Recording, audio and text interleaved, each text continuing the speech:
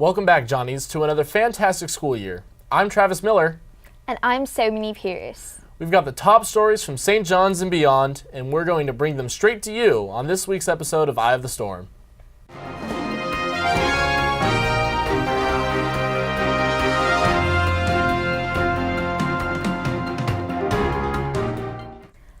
A new semester brings new faces and a great many events through the organizations here at St. John's. This past Friday, the Office of Multicultural Affairs, in collaboration with over 60 different student organizations, hosted its 4th annual Multicultural Mixer. Several of the cultural organizations on campus, such as Haraya, Spectrum, and the Irish Society, lined the perimeter of the Great Lawn for the event. There was an endless supply of all things worldly, different foods, temporary henna, and Chinese calligraphy, to name a few.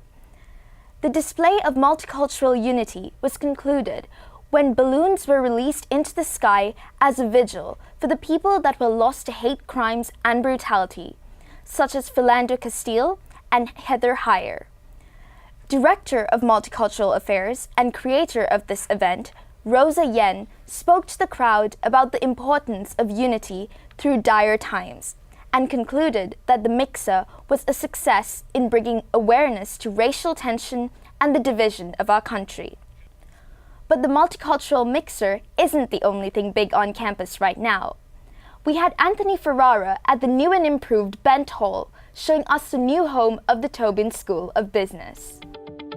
The fall 2017 semester marked the start of a new era for Bent Hall, St. John's University's home of the Peter J. Tobin College of Business. Bent Hall has transformed into a state-of-the-art center, which will recreate a new and improved identity for Tobin and its students. Accommodations in Bent Hall include creative spaces that encourage student-teacher interaction and flexible learning environments. A large showcase of Bent Hall is a new financial lab that includes a glass surround that can be recognized as you pass by the building's large windows.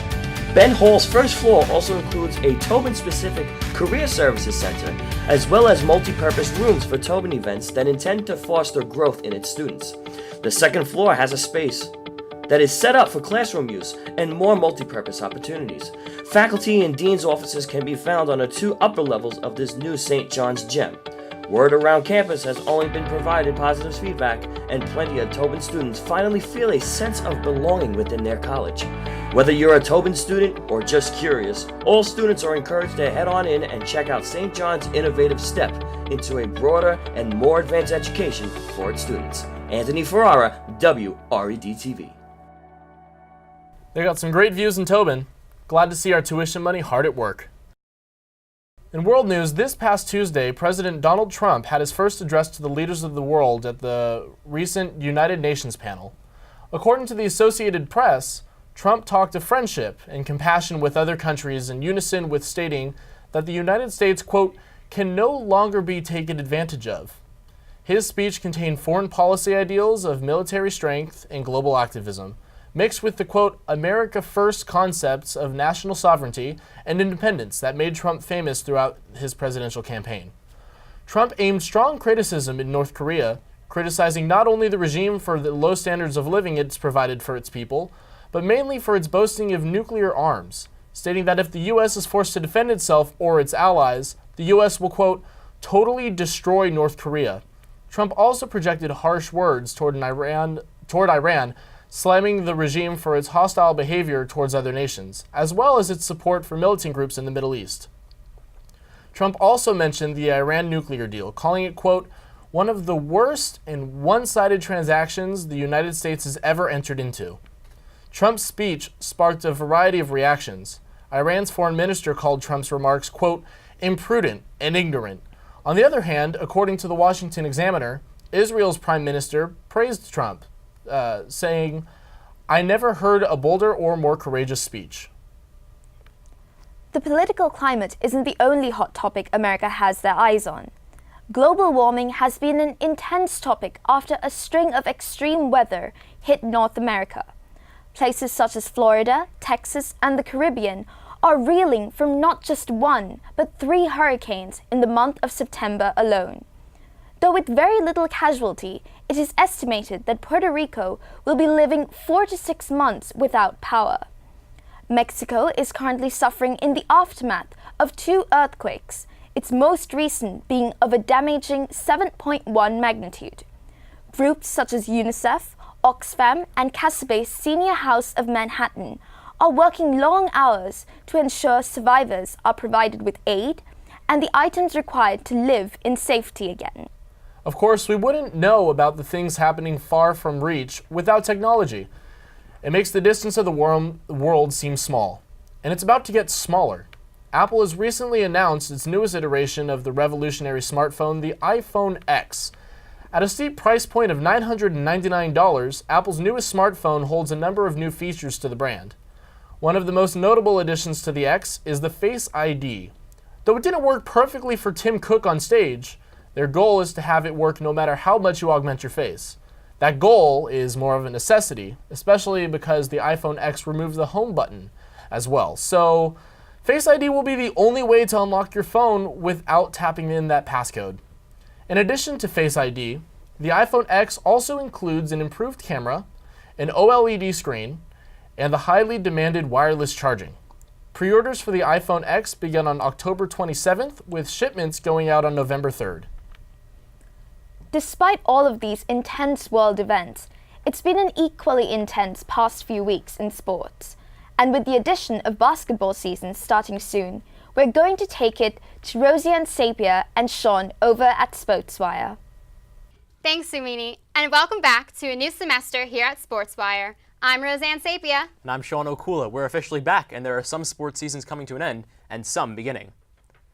NFL football season is upon us, but it has not been something to cheer about here in New York. The Jets and Giants have both fallen to 0-2 on the season. The Jets traveled cross-country this past Sunday to take on Derek Carr and the Oakland Raiders. Gang Green quickly fell into a 14-0 hole by the beginning of the second quarter after Raiders wide receiver Michael Crabtree caught 2 touchdown passes from Carr. The Jets responded a few plays later after journeyman quarterback Josh McCown tossed a deep right touchdown of 34 yards to Jermaine Kearse to make the score 14-7. The Jets couldn't keep up with the dominant Raiders, who scored 4 touchdowns and a field goal in the second half, en route to a 45-20 Oakland victory. The Jets take on the Miami Dolphins at MetLife Stadium this Sunday. The Giants were not much better Monday night when they took on Matthew Stafford and the Detroit Lions at MetLife Stadium. The G-men had a sloppy first half, allowing 4 sacks on quarterback Eli Manning. The fans booed the Giants off the field at halftime when they trailed the Lions 17-7. Thanks to drops and penalties, the Giants would only score a field goal for the rest of the game. The Lions put away the Giants in the fourth quarter after an 88-yard punt return for a touchdown by Jamal Agnew to make the final score 24-10. The Giants next face their division rival Eagles in Philadelphia this Sunday. Meanwhile, the Major League Baseball regular season is winding down, and the Yankees and Mets have had quite different stories to their seasons. The Yankees currently hold the first wild-card spot in the American League with a comfortable 7-game lead over the Minnesota Twins. The Yanks just completed a sweep of the Twins earlier this week at Yankee Stadium to add some leverage to their lead. Aaron Judge added to his ridiculous home run total, hitting homers number 44 and 45 during the series. With 10 games left in the regular season and an 85-67 record, the Yanks still have a shot at the American League East crown. They only trail Boston by 3 games. The Bombers head to the Rogers Center this weekend to take on the last-place Toronto Blue Jays for a 3-game series as they strive to catch Boston in the standings. This season has not been quite as exciting for the New York Mets. Sitting in 4th place in the National League East with a 65-87 record, the team was struck with injuries early on in the season and never really able to contend in the division. The Mets are coming off a series in which they were swept by the Marlins at Marlins Park. Marlins outfielder Giancarlo Stanton continued his ownage of the Mets, hitting his 55th and 56th home runs of the year during the 3-game set. There is some good news for the Mets, though. Ace Noah Syndergaard threw a simulated game on Monday in Miami and may make an appearance out of the bullpen this weekend. The Mets opened a 3-game series against the NL East Division champ Washington Nationals tonight at Citi Field. The St. John's men's soccer team opened Big East play this past Saturday with a 1-0 win over Seton Hall. The Johnnies entered the game on a 2-game winning streak, and thanks to Jordan Schenkel's first career St. John's goal, pushed the streak to 3. This marks the first time the men's soccer team has won 3 straight games since 2013. The team is 4-2-1 overall in the season. The men look to continue their winning ways when they take on Xavier this Saturday night at Belson. The St. John's women's soccer team is looking to snap a 3-game losing streak this weekend when they travel to D.C. to take on Big East rivals Georgetown. Despite a late push, the Red Storms suffered their 3rd straight loss against Long Beach State this past Sunday at Belson Stadium. With minutes left to play in the second half, the Johnnies forced a corner kick, but the header by freshman Maya Cabrera was blocked, keeping the final score 1-0 Long Beach State. The women are 4-4-1 on their season. St. John's women's volleyball team is back in action, and we have Anna Kolesa on the court to cover it all. I'm outside Carnesecca Arena where the St. John's women's volleyball team are taking on the Stony Brook Seawolves in their final non-conference game of the season. The Red Storm are 8-6 on the season and are looking to rebound after going 1-2 at the Baylor Classic this past weekend. St. John's dominated the first set, pulling to a 22-17 advantage. The Seawolves were able to cut the lead to 24-21 after scoring, but thanks to freshman Kaylee Wood's kill, the Red Storm won the first set 25-21. Senior Julia Cast had 10 kills in the set. The Red Storm kept it close in the second set to tie at 20 apiece, but the Seawolves scored 3 of the final 4 points to win set number 2, 25-21. St. John's was slow in the third, falling behind 12-17, and never gained control, losing the third set 25-17. Looking to send the game to a fifth set, Red Storm opened the set going 9-1, but Stony Brook was able to tie the match at 13. The Red Storm went on a 5-3 run to force the game to a fifth match. The fifth match was exciting, with both teams going back and forth to point 17. The Seawolves scored the next 2 points to win the fifth match, 19-17, and the game. St. John's Julia Cast had 30 kills on the night, breaking her career record for most kills in a match. The Red Storm fought hard, but could not put away the match and lost the game 3-2. They next traveled to Illinois to face rival DePaul this Friday night. From there, they'll travel to Wisconsin to face another Big East rival, Marquette, on Saturday night. I'm Anna Kolesa for SportsWire WRED TV. That's all we have for this episode of SportsWire. I'm Sean Okula. And I'm Roseanne Sapia. Back to you guys. Thanks, guys. Can't wait to see some more victories for Red Storm in the coming weeks. Team spirit is out in full force for the Johnnies, and it's definitely showed at Wreckfest this year. We had Amber Monteleone out on the silver field to show us all the cool stuff there was to do. Hi, I'm Amber Monteleone here at St. John's University Wreckfest, hosted by Campus Recreation here at De Silva Field. They have some challenging obstacle courses and free giveaways, so let's go inside and check it out. Wreckfest is appreciation to the staff members and like all the students that show us all types of respect, and we're just giving that same energy back to everyone else to have a great time. A lot of people are enjoying this event here on campus. Wreckfest is kind of an annual thing we have here for Campus Recreation. We have this once a year during Wellness Week. It's probably our biggest event of the year. I came to check out Campus Rec. Just to support everyone who's here and all the great trainers. I did some of these fun events, like this big bouncy house challenge, got a free shirt and a free bag. So far, I've done rock climbing, and I got a t-shirt, a water bottle, and sunglasses. So right now what we're doing is like the obstacle course is like a boot camp challenge. So basically what you got to do is go through the whole course, and in order to get a free shirt, you got to do any of these type of events. I would definitely say the body armor drinks are great giveaways to have here. I encourage everyone to come give it a try. Enjoy the music, mingle, meet some trainers, and yeah, it's a lot of fun. Are you guys having fun out here? Yes. Yes.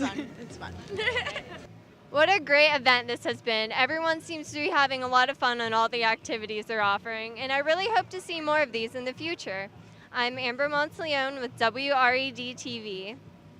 That looked like a huge success and lots of fun. Special thanks to Student Affairs for the event. Now, here to give us the 411 on everything in the world of Hollywood is Laura Lee Cameron and Michael Outlaw. Hey guys, I'm Michael Outlaw. And I'm Laura Lee Cameron. We're here for Entertainment Now to give you the inside scoop on what's trending in the world of Hollywood. It's been a hectic week for Selena Gomez, who just announced that she had undergone a kidney transplant this past summer. The 25-year-old pop star received the kidney from longtime friend and sister, Francia Reza. Doctors urged the surgery to be sooner than later, once Gomez's condition took a turn for the worse this past May. Sources say the star, who went public with her lupus diagnosis back in 2015, has bounced back and is doing better than ever. Selena has received a lot of support from fellow stars. Nick Jonas describing her as inspiring, and Lady Gaga calling her a warrior princess. But we can't forget about Abel, aka The Weeknd, who scheduled his tour around the surgery so he could be right by his girl's side. From her lengthy Instagram post, it seems that Gomez plans to share more of her other Aspire's journey. We wish her the best of health after such a scary experience. Man, I really respect The Weeknd for scheduling his tour around his girl, and that shows that, you know, he's very committed to his girl and shows how great of a boyfriend and how great of a man he is overall. They are just so cute together. They are so supportive of each other's careers, and I'm just so glad that they're all doing well, and I'm so glad that Selena seems to be doing very well too. I'm glad, and I can't wait for the future, and can't wait to see what the future has planned for them. Man. I want a Selena Gomez and Weeknd wedding. I want an album. by both of them. Since we are on the topic of musicians, there is a new kid in Hollywood and people are not happy. It was recently announced that Danielle Bregoli, aka the Cash Me Outside girl, has signed a record deal with none other than Atlantic Records under the artist name Bad Baby. Now, to give you an idea of how big Atlantic Records is, she's officially in the same ranks as Ed Sheeran, Dr. Dre, Bruno Mars, and AC/DC. How? How is this is she ridiculous. in this- She just... Her 15 minutes of fame is long over, and I heard the song. It's not good. Yeah, it's terrible. It's a Billboard Top 100 song. And it was one of the worst songs I've ever heard. And I don't know how she's in the same ranks as these, you know, Dr. Dre. But no, she's not. No, She just slurs the whole time. I know. Well, hopefully she's just a one-hit wonder. Hopefully. We'll see. We have to talk about that XXXTentacion video, though. Despite being in jail for domestic violence, his video for Look at Me has proven to be the newest talk around here. Starting off like a regular school days type of music video, it escalates to show police brutality and recreates the deaths of those lost by white supremacy and police brutality. That isn't even the craziest part of the video. It's very controversial and has been going through a number of takedowns on sites such as YouTube. It has struck a very deep chord in America, even though the rapper claims he wants to be thinking about the treatment of minorities in America with his work. Now, I do respect how he's trying to get his music to try to get a point out there that, you know, minorities are mistreated by the police and white supremacists, but the song Look at Me has no correlation with that. If you've heard the song, it's very vulgar, and I don't know that, and he just have a tattoo on his head, and he's been wilding out. Look, I'm all for respecting each other's art, but make sure that the art matches. Yeah. The song and the music video, they have to go together. Yeah. It's The title goes with the song, but then he says some stuff after that I can't say here, but y'all should listen to it. It has no correlation. And, yeah. Well, Kevin Hart is back in the news, and it does not look good for him. Now, in case this is your first time hearing about this, Kevin Hart, a married man, had a video of him leaked where he was cheating with not one, but 2 women. Of course, after much searching, it turns out one of the women involved in his, quote, misadventures had been demanding he pay $10 million for her not to release the video. He is currently suing her for extortion, but the situation just keeps getting worse for Hart. Nah, he shouldn't sue. I mean, you cheat, you can't cheat as a celebrity and think the word won't go out there. Like, With how much social media plays an impact in society now, you can't expect that people aren't gonna find out. and the best part is that when he had a last stand-up say, he had a little skit talking about how his wife caught him cheating or suspected he was cheating. Well, you know, girls are never wrong, and that proves it in this case because he got caught with cheating with 2 women. Be better, Kevin. Do better. Now, before we wrap it up here, we are seeing once again that the power of social media is becoming very overwhelming. And Kid Rock is another example of that. Kid Rock has been teasing for a good year that he is running for running for the Senate seat for the state of Michigan, not president. But now a public poll came out, and it shows that he is only 18 points behind the Democratic nominee for that Senate. It just goes to show if Kid Rock can do it, The Rock could probably pull it off too. And you know what? Donald Trump is he started all this like celebrity running for politics, and that was one hand. We just need to get the celebrities out of the office. It's a politician's game. It's not for people. It's not for amateurs. It's not. And you see how the direction he's going with Donald Trump as president, going haywire, making all these crazy decisions, and it just needs to stop there. But, you know, running for candidates and all that is mostly a popularity contest, and you can't really stop that. It's about entertaining the crowd, and that's what they're good at. So. Well, that's all we have for the entertainment news this week. Be sure to tune in next episode for more Entertainment Now. This has been Laura Lee Cameron. And I'm Mike Outlaw. Back to you guys. Thanks, guys. And we'll be right back after this commercial break.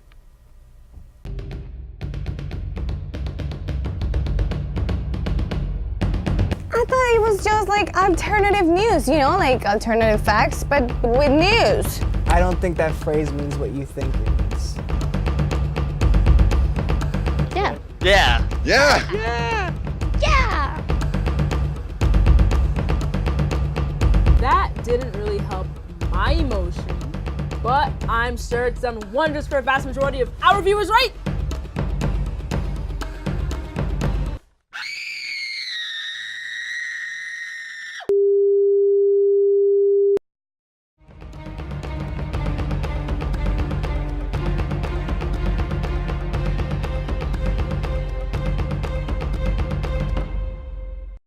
Harambe didn't die for this. A group here at St. John's is making quite an impact in the name of learning. We have Joe Acerno interviewing the head of Jumpstart Johnny, a program that aims to close the achievement gap for today's low-income youth. Good afternoon, everybody. I'm Joe Acerno, reporting live from the Jumpstart headquarters here at St. John's University. Joining me right now is John Dunphy, one of the site's co-managers. John, how you doing? Nice to meet you. Okay, so can you just start us off and tell us what exactly the Jumpstart program entails? Yeah, the Jumpstart program entails, it's a national organization, and we work with the kids that are going to these preschools that are underfunded, under-resourced, and our mission is to sort of go in and bring those materials, those resources to those kids. So we hire college students here on campus. They don't need to be an education major or any specific major. We come in, we train them here, and then we send them out to our program partners, our preschools that we work with. We read books with them. We do poems and songs and all sorts of things. Jumpstart itself has been around since 1993, and they started their own curriculum back then. And over the years, now it's been close to 25 years. That curriculum has sort of evolved, and it looks pretty different from when it started. We have the same goals and the same message and the same mission statement, which is that every child in America that's working in preschool, we want every child to be ready to succeed when they move on to kindergarten. The data that we have, that we've sort of accumulated over the years of the program, shows that the more that the children get from these programs, the more likely they are to stay in school. You can definitely come down to the Jumpstart office. We're located in Marillac underneath the food court, so the sub-basement level, SB 34. Our website that you can go to is www.jstart.org. Well, John, thank you very much for shedding a little light on the program. I'm Joe Acerno, reporting live from the Marillac sub-basement, WRID TV. Back to you guys in the studio. Well, that's all we have for this edition of Eye of the Storm. For all of the latest content, like us on Facebook and YouTube, and follow us both on Twitter and Instagram at WREDTV. Also, be sure to check out the new WREDTV.com to keep up with all of our episodes and find out how you can be a part of our productions. From all of us here, I'm Somi Pierce. And I'm Travis Miller. Have a great week, everyone.